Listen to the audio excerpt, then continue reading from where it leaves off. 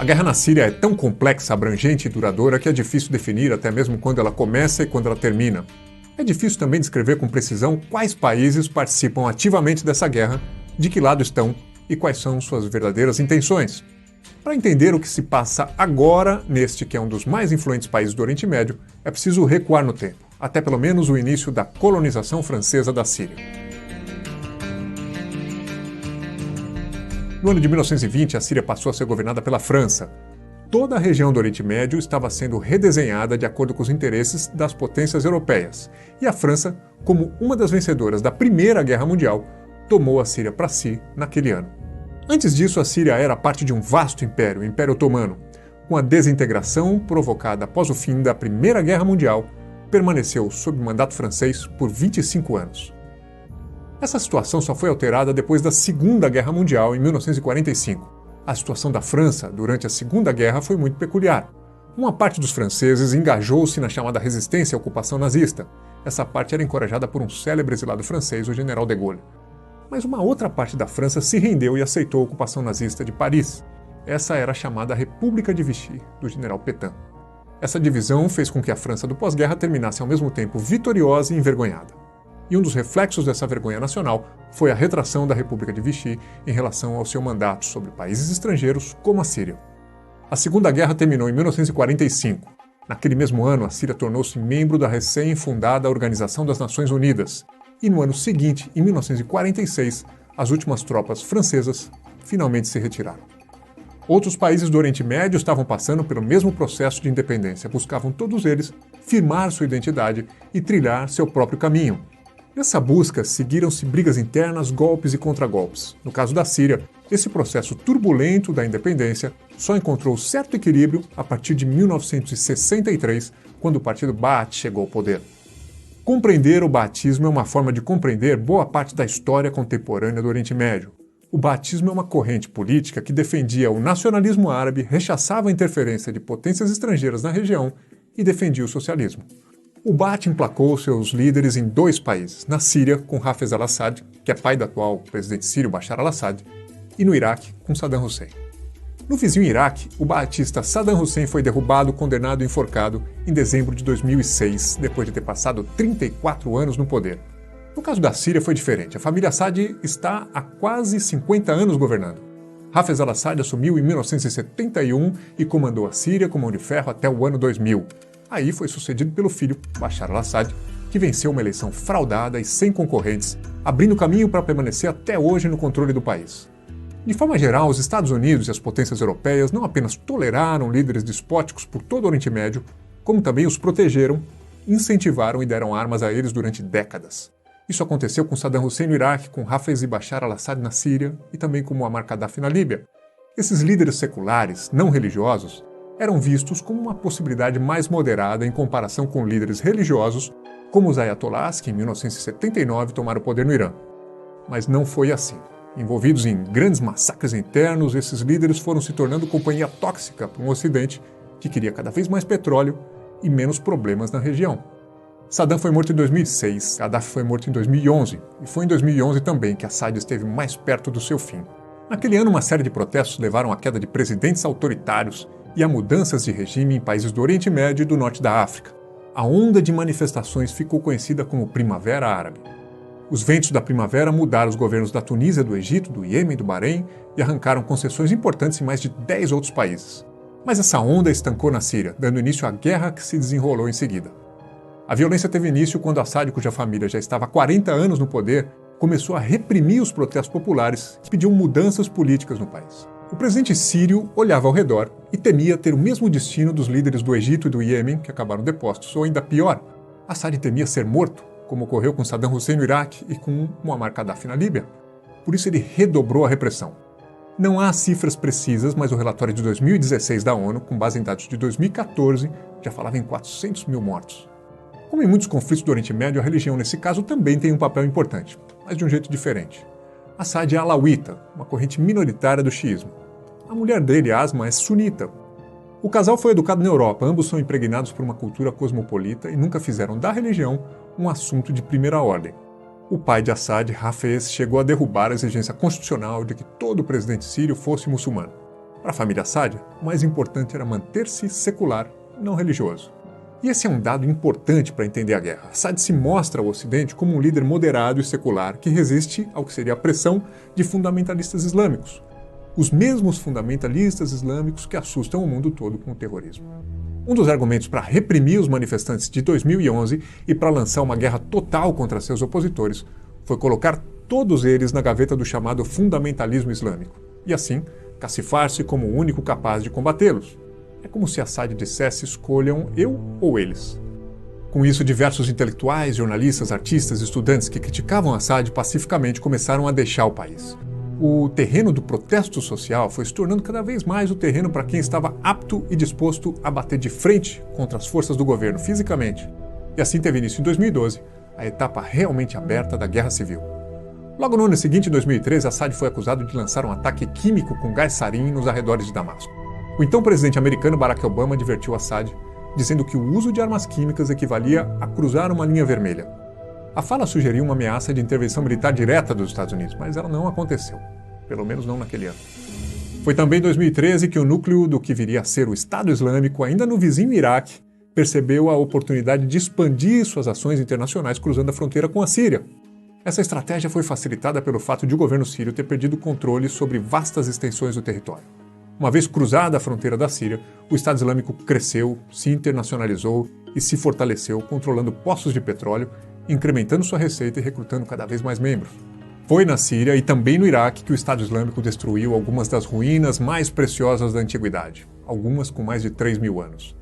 A entrada do Estado Islâmico na Síria e a violência extrema e mediatizada dos seus atos, com decapitações e outras execuções brutais televisionadas, levou americanos e russos a entrarem de vez na guerra. Os americanos montaram uma coalizão com pelo menos 6 países. Além de fornecerem armas, informações e treinamento aos rebeldes, eles também começaram, em 2014, a participar diretamente de grandes operações militares, dirigidas sobretudo contra alvos do Estado Islâmico. No ano seguinte, em 2015, os russos tomaram o mesmo rumo. Acompanhados sobretudo pelo Irã, eles também começaram a bombardear o Estado Islâmico, mas não apenas isso.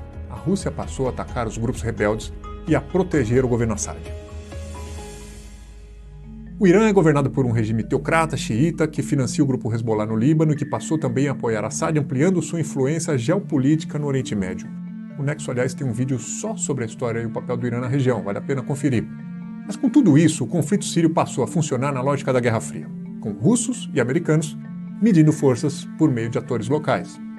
Essa internacionalização do conflito sírio levou a uma das maiores tragédias humanitárias do mundo. Mais de 5 milhões de sírios abandonaram o país desde o início do conflito. Dos que ficaram, 13 milhões dependem de ajuda humanitária para sobreviver. Os países ao redor, especialmente o Líbano e a Turquia, receberam metade de todos os sírios que fugiram da guerra mundo afora. Mas foi na Europa que a crise migratória provocou maior impacto político, dando combustível para uma extrema-direita nacionalista que fez do rechaço aos imigrantes em geral uma bandeira. O ano de 2017 marcou derrotas definitivas do Estado Islâmico na Síria e no Iraque. Foi nesse ano que uma combinação heterogênea de forças proclamou vitória sobre os terroristas nas cidades de Raqqa, na Síria, e Mossul, no Iraque.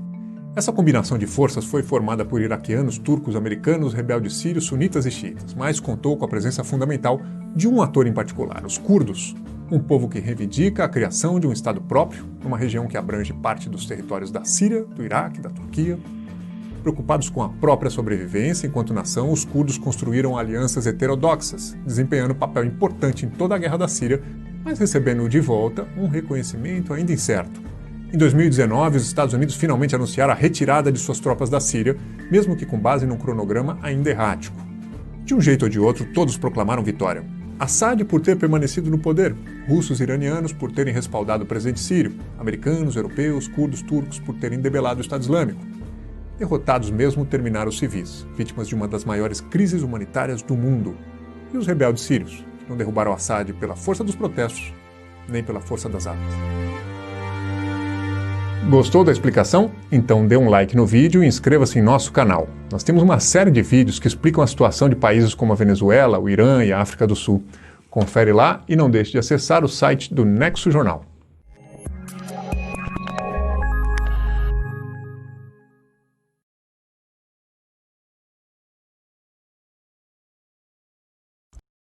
O mundo é assombrosamente complexo. Há prosperidade e pobreza, paz e guerra, acontecimentos macabros e atos de bravura impressionantes. Com os processos de globalização, essa complexidade foi ficando cada vez mais clara. O outro já não parece estar mais tão longe assim. No final de 2010, começou uma revolta popular que atravessou fronteiras e derrubou governos em diversos países do norte da África e do Oriente Médio. Este evento ficou mundialmente conhecido como a Primavera Árabe. E para entendermos os problemas geopolíticos que estamos vivendo hoje, precisamos entender um pouco mais sobre a Primavera Árabe, a Guerra Civil na Síria, o que é o Estado Islâmico, quem são os curdos e o que os Estados Unidos e a Rússia têm a ver com tudo isso.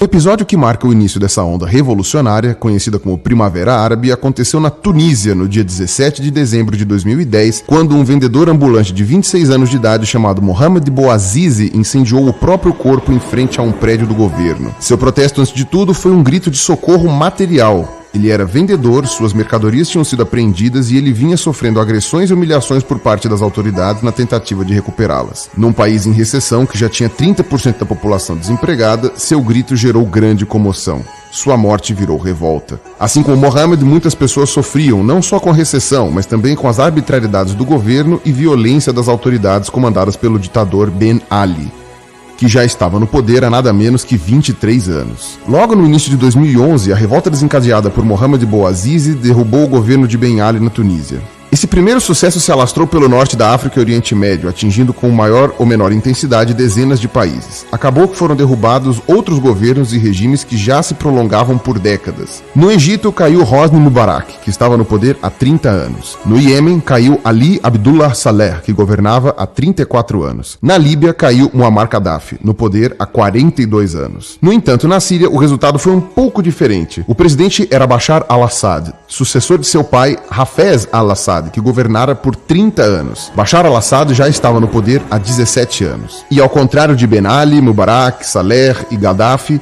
Assad balançou, mas não caiu. A tentativa de derrubada de governo enfureceu o déspota, e o que teve início foi um dos conflitos mais violentos das últimas décadas. Este conflito é a tão comentada Guerra Civil da Síria. Mas calma, vamos voltar para a Primavera Árabe primeiro, pois ela contou, para além das revoltas locais, com a influência direta de potências mundiais que vêm disputando territórios aliados desde a época da Guerra Fria. E ao ver o circo pegando fogo no mundo árabe, uns passaram a apoiar os movimentos dos rebeldes e outros os governos desses países. É importante lembrar que o apoio a um lado ou ao outro não se deu por uma questão ética. O que foi relevante não foi, por exemplo, o caráter ditatorial dos regimes, mas sim divergências de interesses econômicos e geopolíticos. Em especial, o interesse na exploração e distribuição das imensas reservas de petróleo existente em algum desses países árabes. Há uma disputa mundial entre os dois blocos geopolíticos de sempre. O bloco liderado por Estados Unidos e União Europeia, e o bloco liderado pela Rússia, o principal país da antiga União Soviética, e pela China. Então, a queda de governos durante a Primavera Árabe se explica em partes pela revolta popular contra esses regimes autoritários, que contou com apoio econômico e bélico vindo de fora do país, mas também pela recessão econômica que levou suas populações ao limite e, finalmente, com a novidade do uso intensivo de redes sociais. Sim, a Primavera Árabe ficou conhecida também pela rápida e quase incontrolável difusão dos protestos, algo que se deve às tecnologias de comunicação digital. Claro que alguns ditadores chegaram a tomar medidas para tirar do ar o Facebook, o Twitter, chegando inclusive a impedir o acesso da internet como um todo. No caso da Síria, cuja revolta explodiu em 2011, no auge da Primavera Árabe, foi um pouco além de cortar as redes sociais. O presidente Bashar al-Assad decidiu responder às manifestações massacrando os que protestavam nas ruas, uma retaliação violenta e assustadora. O que começou com um protesto pacífico terminou em um banho de sangue. Logo em seguida, em março daquele ano, as forças de segurança de Assad prenderam e torturaram um grupo de adolescentes por grafitarem mensagens de caráter revoltoso em um muro. As respostas truculentas do regime às manifestações desencadeou um levante generalizado, com uma onda de deserções nas tropas do exército. Muitos soldados passaram a se recusar a lutar em defesa do regime, alguns se engajando do lado oposto do conflito. Sim, esses acabaram formando exércitos rebeldes que hoje combatem as tropas de Assad. Afora as questões internas da Síria, há outros fatores interferindo no conflito. Como dissemos antes, alguns rumos da Primavera Árabe também foram determinados por organizações estrangeiras. Uma delas foi a Organização do Tratado do Atlântico Norte, a OTAN, que foi criada durante a Guerra Fria para fazer frente à União Soviética, mas que continua existindo até hoje. Mas por que as maiores potências mundiais estão tão preocupadas em ter um governo aliado no poder lá na Síria? Bom, resumindo bem, é petróleo. A disputa se relaciona com os interesses nas reservas de petróleo do país, assim como no uso de seu território para o escoamento da produção de países vizinhos, como a Arábia Saudita, o Iraque e o Kuwait, que estão entre os maiores produtores do mundo. E além do petróleo, a disputa se relaciona com a posição geopolítica da Síria, uma saída para o mar Mediterrâneo, algo que nem esses países citados agora e nem a Rússia possuem. Imagine como seria vantajoso para a Rússia ter uma passagem para o Mediterrâneo para escoar gás natural e outros produtos. Assim como no caso da crise ucraniana, está em jogo a presença russa na vizinhança da União Europeia, que a OTAN, com os Estados Unidos, vem tentando afastar e os russos vêm tentando manter. Os rebeldes que querem derrubar o governo foram financiados pelos Estados Unidos, ao mesmo tempo em que a Rússia é aliada antiga das ditaduras dos Assad. É por essas razões que grandes potências hoje financiam lados opostos na guerra civil que está destruindo e despovoando todo um país. Assad tem o apoio de Vladimir Putin e também do governo do Irã e do Hezbollah, que é uma organização paramilitar islâmica sediada no Líbano. Sim, religiosa e paramilitar. Já os opositores têm o apoio da OTAN e de diversos países, com destaque para os Estados Unidos. Tendo em vista o tamanho dos jogadores, a guerra tem se estendido por anos sem que algum lado consiga derrotar o outro.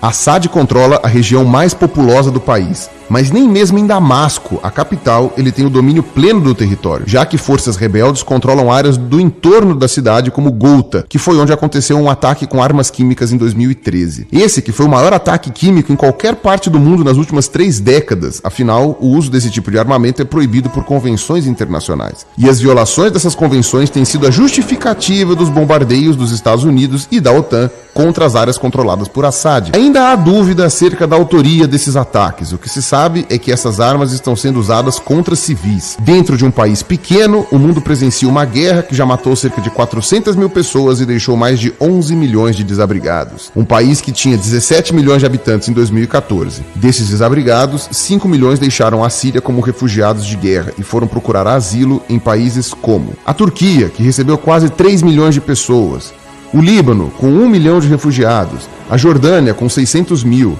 e o Iraque, que também está em guerra, mas ainda assim foi procurado por 200 mil sírios. Outros países do Oriente Médio, do Norte da África, da Europa e das Américas, incluindo o Brasil, estão sendo procurados como alternativa à barbárie. Só na Europa foram feitos cerca de 1 milhão de pedidos de asilo, sendo a Alemanha o principal destino, com mais de 300 mil pessoas. Imagens como a do corpo do menino Aylan, que se afogou ao tentar chegar à Europa de barco, repercutiram por toda parte. Além disso, a questão dos refugiados é o assunto mais debatido na política dos países europeus. Há candidatos nacionalistas prometendo barrar a entrada de pessoas de países islâmicos devastados pela guerra, como é o caso da atual concorrente à presidência na França, Marine Le Pen. O argumento desses políticos é o de que a entrada de refugiados traz ainda mais ameaças à segurança, já que a Europa vive uma guerra contra o terrorismo islâmico. Um argumento que para muitos é convincente, que tem ganhado força, entre outras coisas, em razão de ataques relacionados a um grupo terrorista novo que surgiu em meio à guerra civil na Síria. Esse grupo é conhecido como Estado Islâmico, ISIS ou Daesh. O ISIS vem reivindicando diversos atentados terroristas nos últimos anos, incluindo o assassinato de 12 pessoas na redação do jornal humorístico francês Charlie Hebdo, em Paris, em janeiro de 2015. Um ataque suicida em Ankara, Turquia, que matou 102 pessoas que faziam uma manifestação pedindo o fim da guerra. A derrubada de um avião no Egito, em outubro de 2015, matando 224 pessoas, a maioria turistas russos que visitavam o país. Ataques com bombas e tiros em diversos pontos de Paris, incluindo um estádio e uma casa de shows, em novembro de 2015, matando mais de 130 pessoas. Explosões em Bruxelas, em março de 2016, que mataram 34 pessoas e feriram outras 190. Ataque com um caminhão na cidade de Nice durante a comemoração do aniversário da Revolução Francesa, em 14 de julho de 2016, que matou ao menos 84 pessoas. Além de muitos pequenos atentados realizados por apoiadores do ISIS que agiram sozinhos. Desde o início da Guerra Civil, o Estado Islâmico aumentou rapidamente o pânico na população dos mais diversos países, com atentados que variam do uso de bombas e de armamentos pesados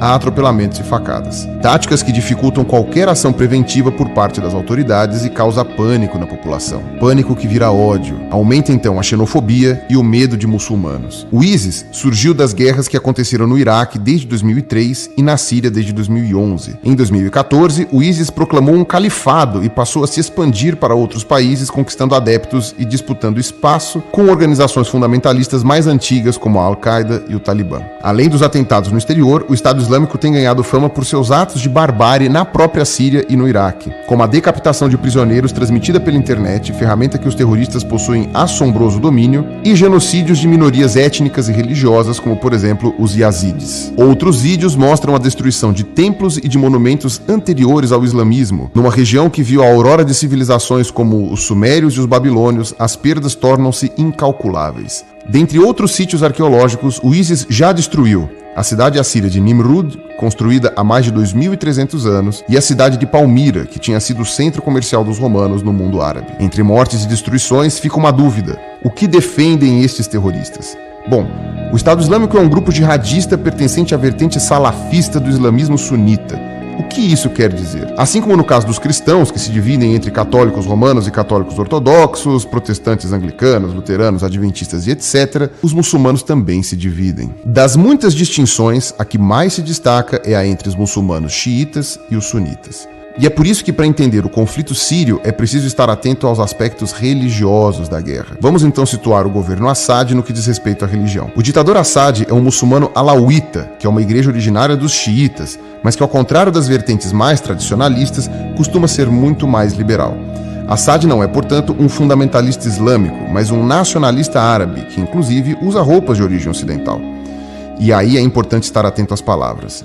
Enquanto o Islã diz respeito a uma religião, árabe diz respeito a uma identidade cultural e étnica que une pessoas de muitos países e com religiões bem variadas. O Brasil, inclusive, conta com uma colônia árabe de mais de 1 milhão de imigrantes e descendentes, cuja imensa maioria é cristã. Não podemos dizer que Assad é diretamente responsável pelo fundamentalismo na Síria, mas podemos dizer que foi a guerra civil que ele causou que fez com que o fundamentalismo entrasse com tudo no centro da política síria. Dentre eles, o avanço rápido de movimentos salafistas, da qual se destaca o Estado Islâmico, mas também o da Frente Al-Nusra, que está apoiando os rebeldes contra o governo de Bashar al-Assad e recebendo, portanto, o apoio dos países ocidentais.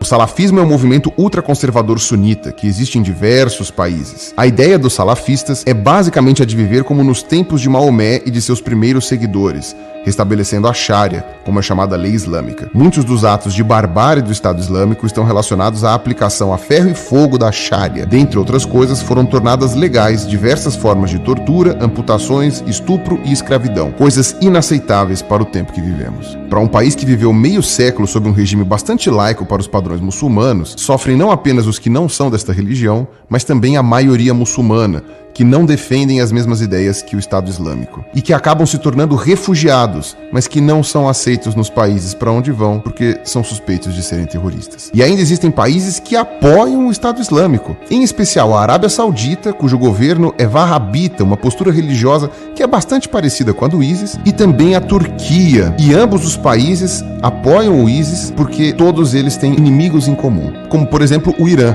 que é o maior país muçulmano xiita que existe e que por essa e outras razões é aliado do governo Assad. E os curdos, que lutam contra Assad, contra o Estado Islâmico e contra a Turquia. Os curdos são a mais numerosa nação sem Estado do mundo, com cerca de 30 milhões de pessoas vivendo num grande território entre a Turquia, a Síria, o Iraque e o Irã. Um povo que reivindicou desde o século XIX a criação de um Estado nacional soberano, o Kurdistão. Nos últimos anos, eles ainda viram a mudança de duas grandes ditaduras na região: o fim do governo de Saddam Hussein no Iraque e o enfraquecimento de Assad na Síria.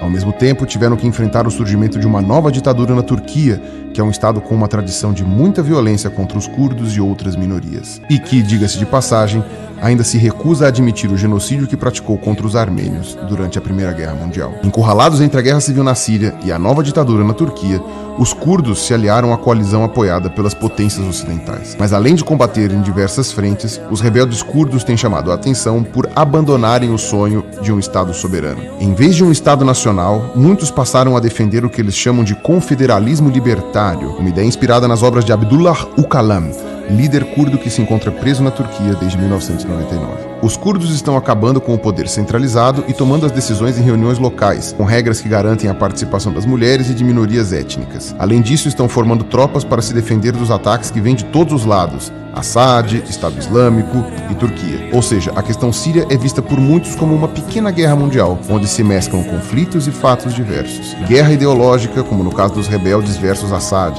Guerra de meios de comunicação, estendendo-se para toda a Primavera Árabe. Guerra geopolítica, de ordem predominantemente econômica, entre Estados Unidos e Rússia, remontando aos tempos da Guerra Fria. Guerra étnica histórica, como é o caso dos curdos. E guerra religiosa, com enfoque especial para o terrorismo do ISIS. Ou seja, um tabuleiro complexo para grandes líderes, que se esquecem da dor, da barbaridade e da morte presenciada pelos habitantes desse país todos os dias de suas vidas. E aí galera, aqui é o Rolando do Visão. A gente contou aqui com a narração do Pirula nesse vídeo. Espero que nós tenhamos conseguido esclarecer algumas coisas sobre esse conflito na Síria, do que tem rolado, porque é muito importante entender o que acontece no mundo e como isso se reflete na gente. Se você se interessou por esse tema, a gente tem aqui alguns vídeos que estão nesse Endcard que podem te ajudar a aprofundar o conteúdo, seja do ponto de vista didático, seja do ponto de vista de economia das armas, enfim.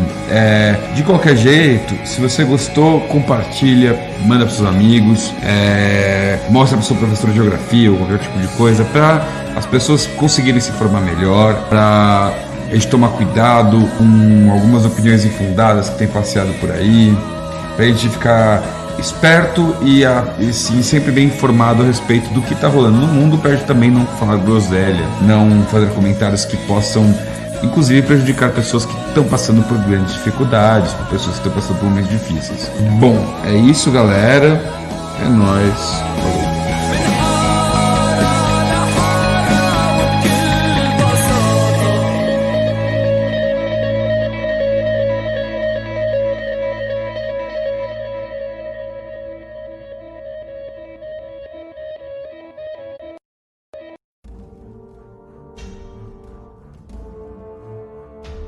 Caros amigos, bem-vindos a mais um episódio de Hoje no Mundo Militar, um canal exclusivamente dedicado à discussão de temas militares atuais.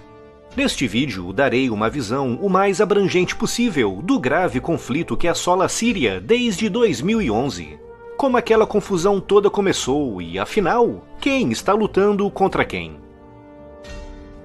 Se você gostar do vídeo, deixe aqui a sua curtida, pois é muito importante para o crescimento do canal. E se ainda não está inscrito, não perca tempo e se inscreva já. No final de 2010, começou a se espalhar por vários países do Oriente Médio e da África uma série de revoltas populares, impulsionadas principalmente pelas péssimas condições de vida de parcelas cada vez maiores da população, e também por graves violações de direitos que nós, ocidentais, vemos como garantidos e inalienáveis, como a liberdade de expressão e o direito de ir e vir livremente. Muitos desses países viviam debaixo de regimes ditatoriais brutais que perseguiam, prendiam e matavam qualquer tipo de oposição. Essa onda de revolta recebeu o nome de Primavera Árabe e resultou em profundas alterações no cenário geopolítico da região. Por exemplo, no Egito, Hosni Mubarak, que governava o país há 30 anos, foi deposto, julgado e preso, tendo sido libertado em 2017 por questões de saúde. Na Tunísia, Zine Ben Ali, à frente do país desde 1987, foi também deposto em 2011 e obrigado a se exilar na Arábia Saudita. E na Líbia, o ditador Muammar Gaddafi, que instaurou e governou um autêntico regime de terror durante 42 anos, foi morto no final de 2011, quando tentava escapar das revoltas no seu país. Essas revoluções, como é óbvio, chegaram também na Síria, governada por Bashar al-Assad, que tinha assumido a coroa, entre aspas, de presidente do país, após a morte do seu pai em junho de 2010, que tinha governado a Síria por quase 30 anos. Mas ao contrário do que aconteceu no Egito, na Tunísia, na Líbia e em outros países da região, na Síria, Bashar al-Assad tinha um aliado valioso, Vladimir Putin. Quando Gaddafi foi deposto e morto em 2011, deixou por pagar quase 2 bilhões de dólares em armas e munições russas. E o presidente Putin viu-se obrigado a procurar outros aliados de peso na região, encontrando um em Bashar al-Assad, que estava sofrendo muito para controlar as revoltas no seu país, estando mesmo em risco de também ser deposto pelas revoltas da Primavera Árabe. As relações entre a Rússia e a Síria remontam aos tempos da Guerra Fria, quando os soviéticos armaram e financiaram o regime do pai de Bashar al-Assad. Quando a União Soviética desmoronou em 1991, essa relação se desfez, recomeçando muito timidamente quando Vladimir Putin assumiu o poder na Rússia no ano 2000. Curiosamente, exatamente no mesmo ano em que Bashar al-Assad assumiu o comando da Síria. Aos poucos, durante a primeira década do século XXI, o presidente Putin aproximou-se cada vez mais da Síria de Assad. E quando a Primavera Árabe arrebentou no final de 2010, resultando na morte do Gaddafi, que até então era o maior aliado russo naquela região, surgiu a oportunidade para o presidente Putin reatar a velha aliança russo-síria, que tinha atingido seu auge nos anos 70 e 80. E assim, em 2011, a Rússia correu em auxílio de Assad, evitando a sua deposição, e em troca ganhou uma grande influência direta sobre aquele país. Havia também questões econômicas importantes em cima da mesa, como por exemplo a negativa de Assad em permitir a passagem de gasodutos e oleodutos pelo seu país. Ao impedir isso, Assad garantiu ao Putin o quase monopólio do gás natural russo na Europa. Tudo isso serviu para estreitar ainda mais a aliança entre a Rússia e a Síria, mas ao mesmo tempo garantiu grandes inimigos para Bashar al-Assad, com destaque para os Estados Unidos e a Europa, que defendendo seus próprios interesses econômicos, lutam ativamente naquele país pela queda do regime de Assad. Portanto, o argumento por trás da presença russa na Síria é econômico e geopolítico, pois ao mesmo tempo em que o Putin garante a quase hegemonia do gás russo na Europa, expande também a sua influência sobre aquela região. E o argumento por trás da presença norte-americana e europeia na Síria é também econômico, já que para eles há um grande interesse em haver uma concorrência de peso para o gás russo no Ocidente. Por isso, a Guerra Civil na Síria, que começou em 2011, motivada pela Primavera Árabe, ganhou força e relevância graças a questões puramente econômicas. No entanto, nada na Síria é simples, e nesse caldo misturaram-se muitos outros elementos, com destaque para os terroristas do Estado Islâmico. Esse grupo terrorista, sobre o qual falarei em mais detalhes em um outro vídeo futuro, teve a sua origem no Iraque e começou a se espalhar também pela Síria. Em 2015, esse grupo atingiu seu máximo apogeu, englobando uma área na qual viviam quase 8 milhões de pessoas, apenas no Iraque e na Síria.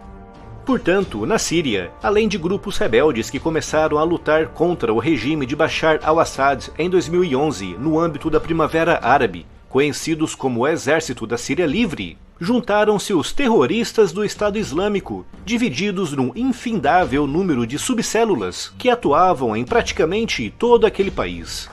E a presença do Estado Islâmico na Síria, por volta de 2013 e 2014, foi a cortina de fumaça perfeita para a entrada oficial naquele país das forças russas e norte-americanas, que até então se limitavam a atuar mais na área de apoio logístico às facções anti- e pró-Assad que lutavam naquele país. Os russos, que como já referi são aliados do regime de Assad, têm a permissão oficial do país para atuar na região, lutando ao lado das forças sírias contra as forças rebeldes e contra os terroristas do Estado Islâmico. E os norte-americanos, que como vocês sabem lutam pela queda do regime de Assad, mantêm-se na região de forma não autorizada, financiando grupos rebeldes anti-Assad que também lutam contra os terroristas do Estado Islâmico. Aliás, foi justamente um desses grupos apoiados pelos Estados Unidos, os curdos do YPG, que lutam contra o regime de Assad e que também lutam pela criação de um Estado curdo no norte da Síria, no norte do Iraque e no sul da Turquia, que conseguiu cercar e conquistar a cidade síria de Raqqa, a cidade que os terroristas do Estado Islâmico chamavam de a capital do seu califado.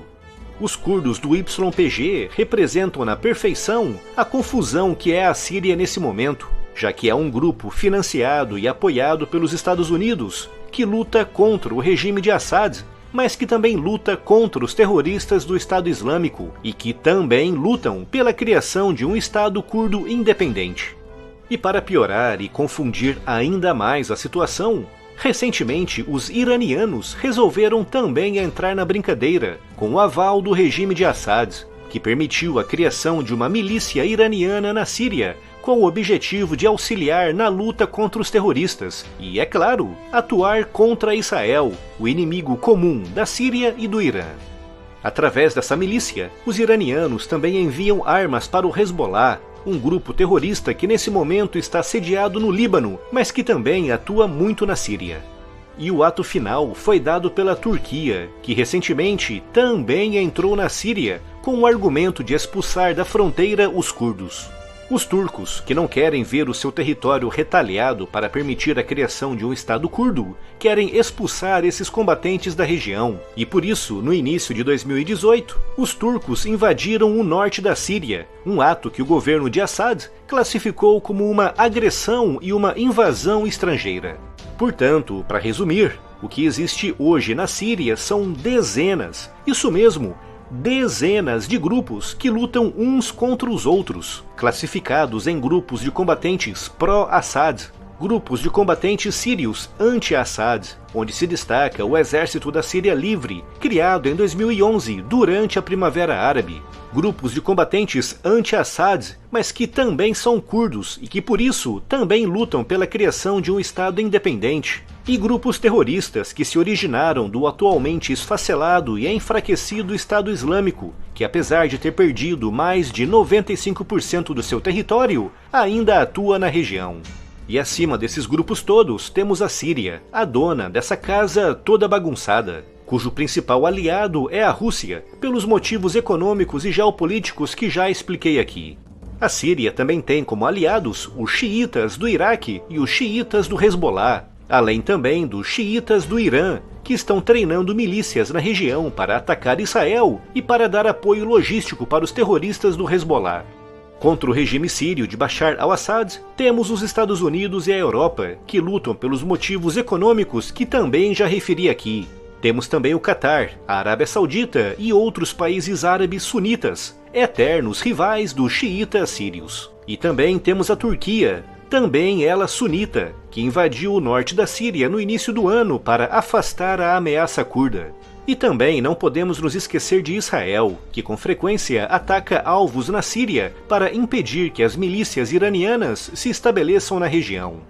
Nesse momento, março de 2018, com os terroristas do Estado Islâmico praticamente derrotados e com as suas células praticamente todas cercadas, as principais operações na Síria concentram-se na província de Afrin, na fronteira a norte com a Turquia, que foi invadida pelos turcos no início do ano para expulsar os curdos, e na província de Ghouta, praticamente ao lado da capital Damasco, uma região ocupada pelos rebeldes anti-Assad e que em fevereiro desse ano começou a ser atacada pelo exército regular da Síria.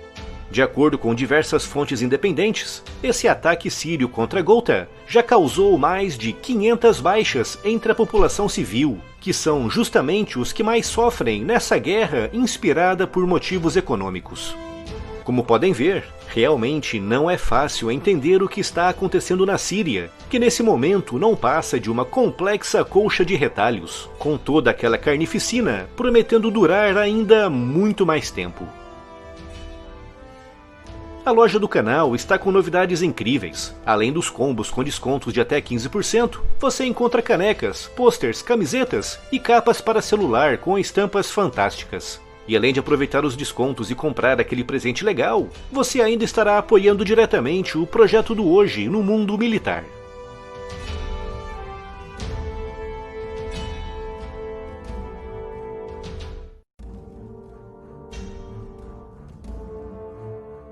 Caros amigos, bem-vindos a mais um episódio de Hoje no Mundo Militar, um canal exclusivamente dedicado à discussão de temas militares atuais.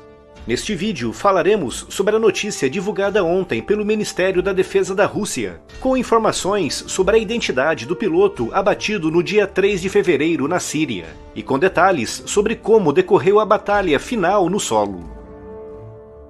Quem acompanha o canal já sabe que no sábado passado, dia 3 de fevereiro, um avião russo de ataque ao solo Sukhoi Su-25 foi abatido por um míssil terra-ar portátil sobre a província de Idlib, na Síria.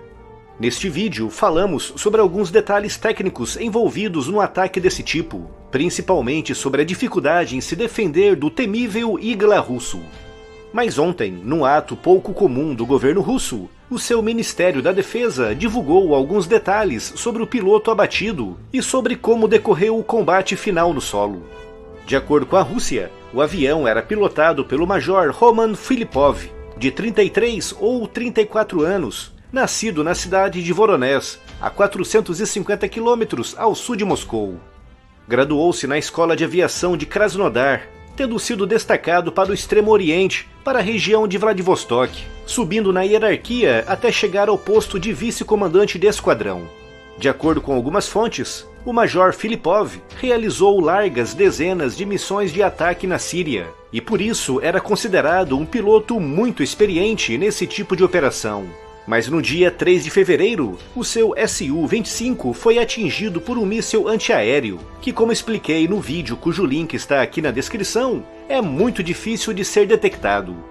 O Major Filipov ainda tentou controlar a sua aeronave, com vídeos divulgados posteriormente mostrando o seu Su-25 com o motor em chamas e perdendo altitude e velocidade. Diante do inevitável, o Major Filipov se ejetou em segurança, mas pousou numa área controlada pelo inimigo, um grupo que se autodenomina de Tahrir al-Sham, uma organização terrorista que luta pela queda do regime de Bashar al-Assad. O Major Filipov foi imediatamente cercado pelo inimigo, iniciando-se então uma intensa troca de tiros. É difícil confirmar certas informações, mas acredita-se que o Major Filipov matou 2 terroristas nessa troca de tiros. Mas rapidamente se tornou evidente que o inimigo iria capturá-lo, o que provavelmente resultaria em longas e terríveis sessões de tortura e um assassinato filmado com requintes de crueldade. E foi para evitar isso que no último momento, com alguns terroristas já praticamente em cima da sua posição, o Major Filipov puxou o pino da sua granada e gritou: "Isso é por vocês, rapazes." Acredita-se que essas palavras foram dirigidas aos seus companheiros aviadores por meio do rádio pessoal do Major Filipov. A granada explodiu uma fração de segundo depois, resultando na sua morte imediata. Num comunicado, o Ministério da Defesa divulgou que o Major Filipov foi postumamente galardoado com a Medalha de Herói da Rússia, a maior condecoração militar daquele país. Não se sabe muitos detalhes sobre a sua vida pessoal, mas algumas fontes indicam que ele era casado e era pai de uma filha pequena.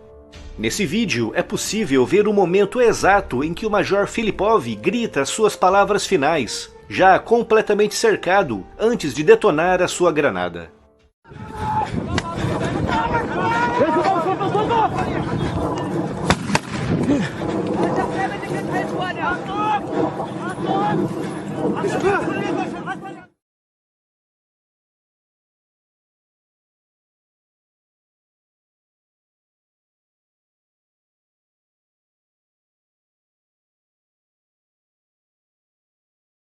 الله أكبر. درع البلد أبطال الجيش الحر يقومون بذات معاقل السبيحة المتواجدين في حجز الخزان. الله أكبر. الله أكبر. درع البلد. الله أكبر. درع البلد معركة المياه العوالي. أبطال الجيش الحر يقومون بذات معاقل السبيحة. الله أكبر. الله أكبر. ذات معاقل السبيحة المتواجدين في حجز البناية. الله. روح. الله أكبر. درع البلد. درع البلد معركة تحرير حاجز البنايات حاجز الخزان. في درع البلد معركة رماح حوالي. انتشار كتاب ولي الدرعا قبل بدء المعركة. طريقهم إلى هذه المعركة.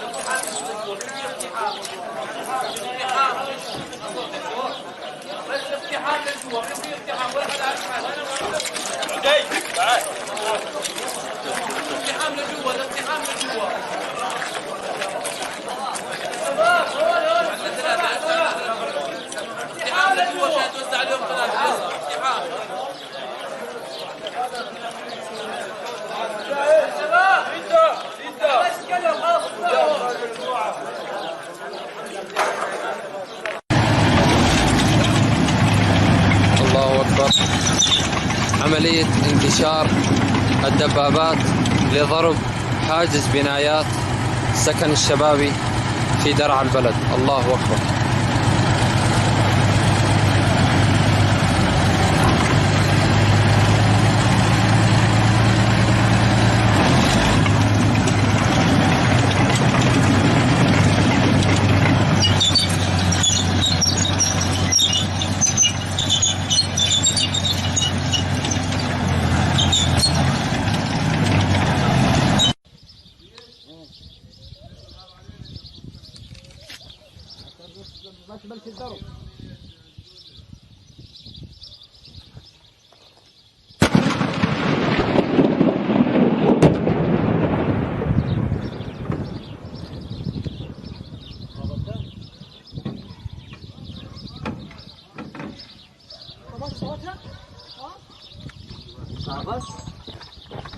يلا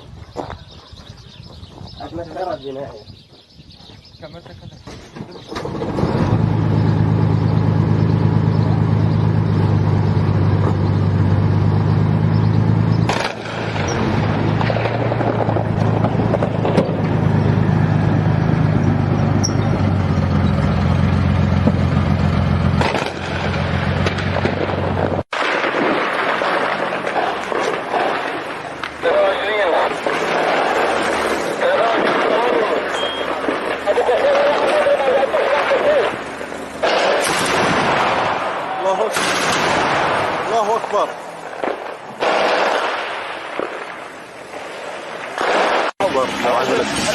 يقوم استهداف حاجز الخزان والبنايات في درعا البلد. الله أكبر.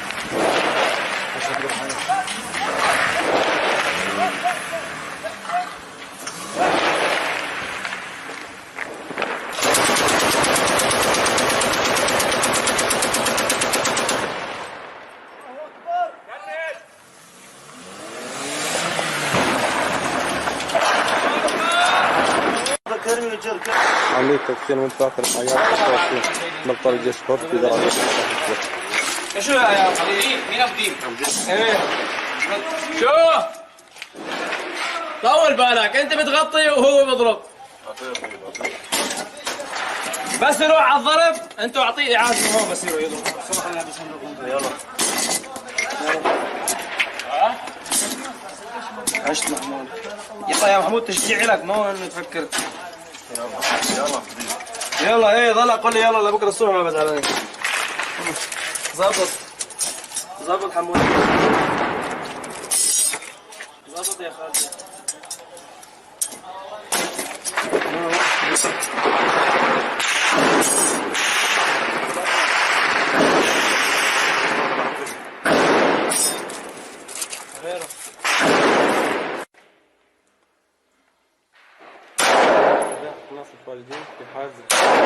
الله أكبر.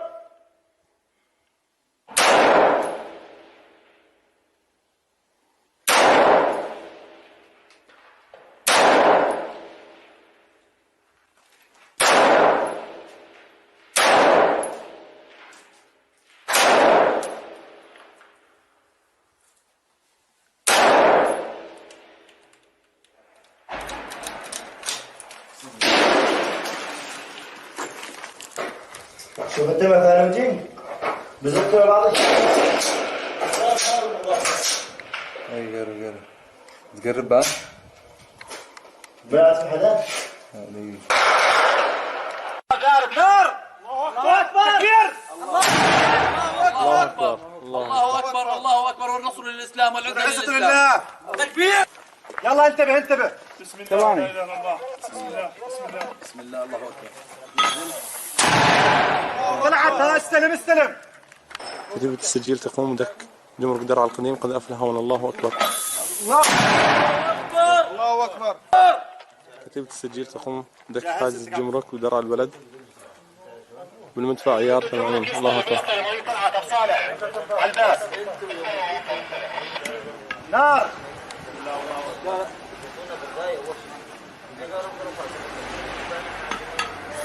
الله اكبر تكبير الله اكبر. كنا من القائد كتيبة السجي في درع البلد.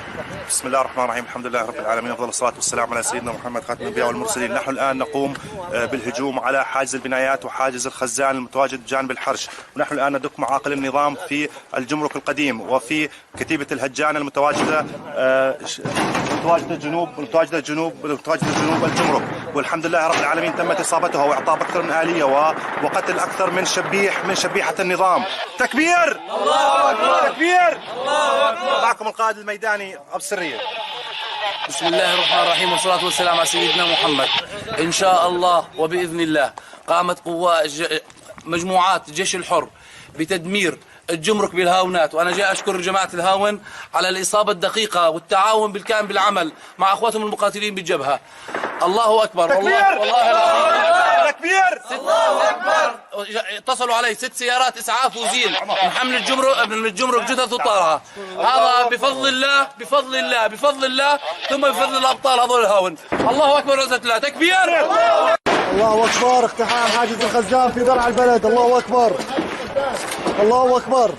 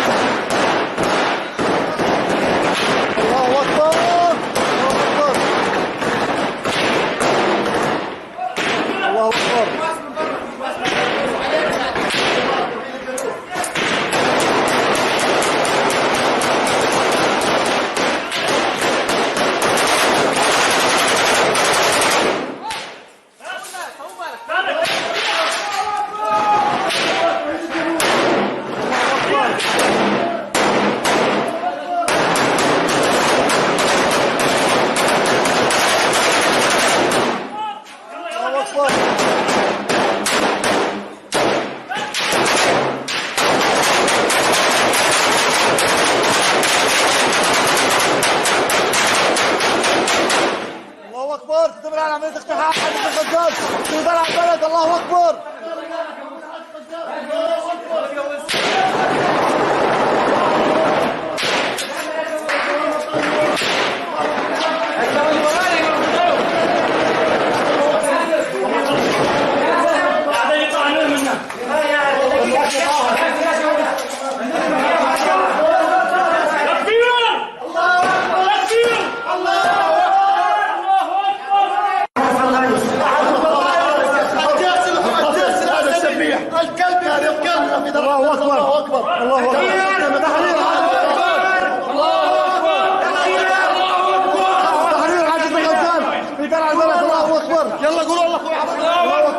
هذا جثة تحت كلاب الأسد في درع البلد. الله أكبر!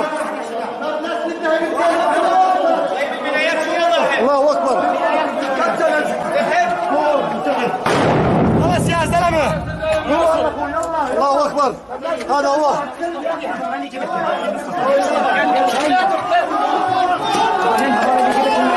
هذا هو حاجز الخزان. يعطينا عندك معلمان. الله أكبر! الله أكبر! يتم الآن عملية اقتحام حاجز الخزان في درع البلد. الله أكبر! الشباب على الباب، الشباب على الباب، فايتين وراكم. لا حدا يقوم شوي. اسمع خالد وشبابه. الله أكبر! خالد والشباب صاروا على الباب.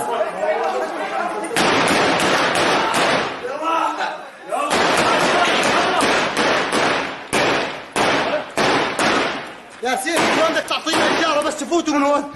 خالد مشان نفوت من الباب.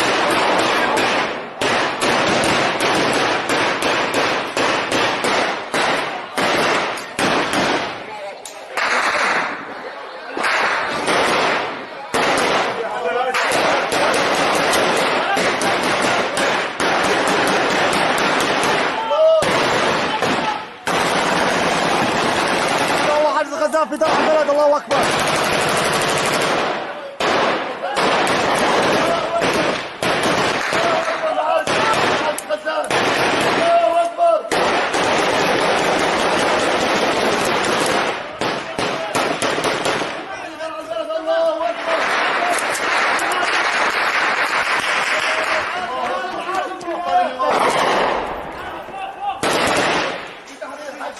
الله أكبر!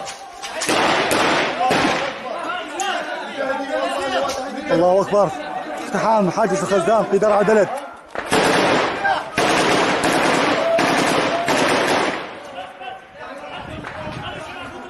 الله أكبر. درعا البلد أبطال الجيش الحر يقومون بدك معاقل الشبيحة متواجدين في حاجز البنايات.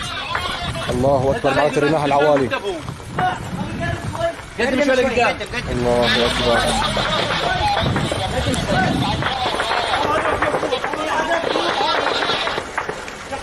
هدوا لنا سلكي هدوا لنا سلكي هدوا لنا سلكي هدوا لنا سلكي علي. طلقة تجيب هدفك. طلقة تجيب هدفك. أبيها بسم الله الله أكبر. يا رب وما رميت إذ رميت ولكن الله رمى. الله أكبر. الله أكبر والعزة لله. الله أكبر. الله أكبر. الله أكبر. درعا البلد معركة الرماح العوالي أبطال الجيش الحر يقومون بدك معاقل الشبيحة متواجدين في حجز بنايات. الله أكبر والعزة لله. الله أكبر.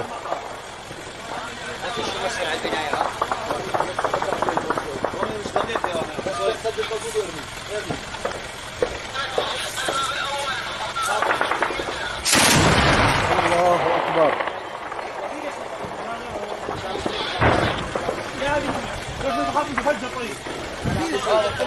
جاي يا اخي ولا الصابع يا ابو هيس. طلقه بدي ما اجي طلقه. الله أكبر. وقف شوي الخزانات شوي دير بالك وجهي اخذ طلقتين.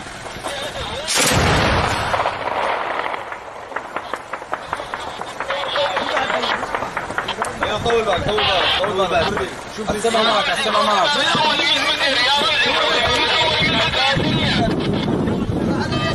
لا الله أكبر والعزة لله. بين الرمي وين بيجي ارمي. الله أكبر. الله أكبر. الله أكبر والعزة لله. هدوا عليه شوي. الله أكبر والعزة لله. درعا البلد معركة الرماح أبطال الجيش الحر يقومون بدك معاقل الشبيحة.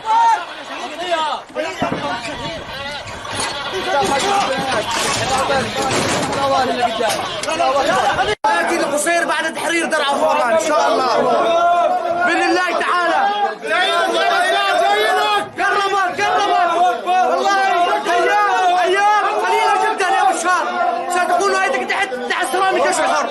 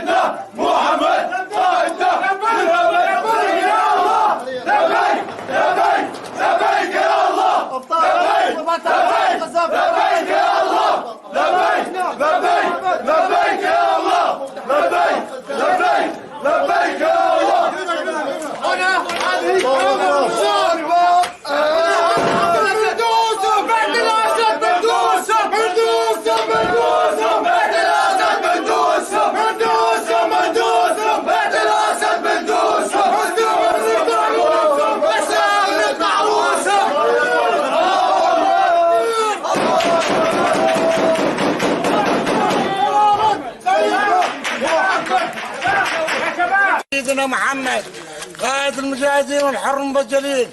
أما بعد لقد تم بعون الله تعالى ومنة منه تحرير حاجز الخزان بعون الله تعالى بهمة الشباب. وهذا الانتصار نهديه إلى إخواننا إلى أهلنا في القصير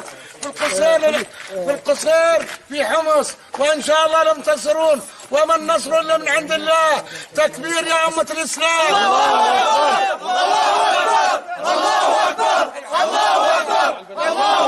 لقد من الله علينا بالنصر. لقد من الله وهذه منة من رب العالمين وبهمة شبابنا وبقوتهم صقورتنا وسباعنا. سنلوسك يا أسد سنلوسك بأقدامنا إن شاء الله. وأن قادمون إليك يا كلب.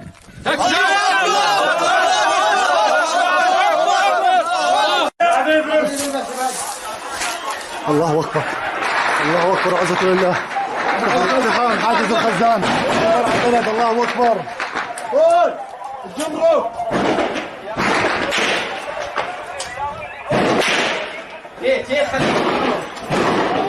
يلا يا شباب يا شباب هيك الجمرك ببالنا روح يلا زين بوكسات مبروك يا تحريرو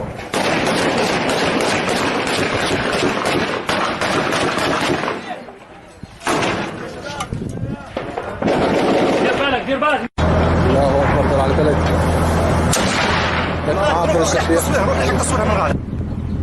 تكبير الله اكبر والعزة لله